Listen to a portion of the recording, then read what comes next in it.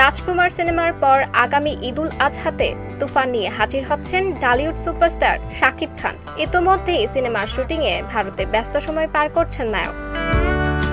তুফান নির্মাণ করছেন পরাণ খ্যাত পরিচালক রায়হান রাফি। ঈদের পরপরই শুটিংয়ে অংশ নিতে ভারতে উড়াল দিয়েছেন শাকিব। সেখানেই চলছে সকল প্রস্তুতি। আগেই জানা গেছে এই সিনেমায় শাকিব খানের বিপরীতে থাকছেন কলকাতার নায়িকা মিমি চক্রবর্তী ও বাংলাদেশের মাসুমা রহমান নাবিলা। খলনায়ক হিসেবেও শোনা গিয়েছিল কলকাতার জনপ্রিয় অভিনেতা যিশু সেনগুপ্তের নাম।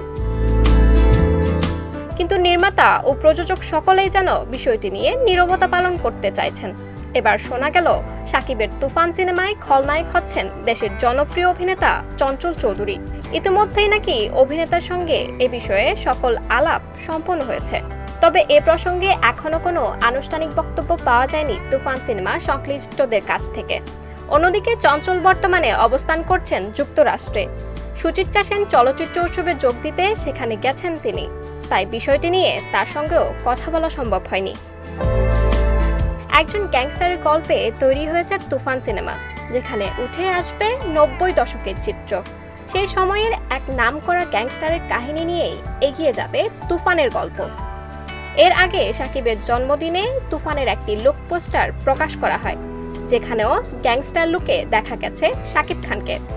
শাকিব ভক্তরা সেই পোস্টার লুফে নিয়েছেন। প্রিয়তমা রাজকুমারের পর শাকিব খান আরও একটি চমক নিয়ে হাজির হচ্ছেন, সেটাই অনুমান করা যাচ্ছে এখন থেকেই। যৌথ প্রযোজনার তুফানের যুক্ত আছে বাংলাদেশের নামী প্রযোজনা সংস্থা চরকি ও আলফা আই। ভারত থেকে যুক্ত আছে SPF।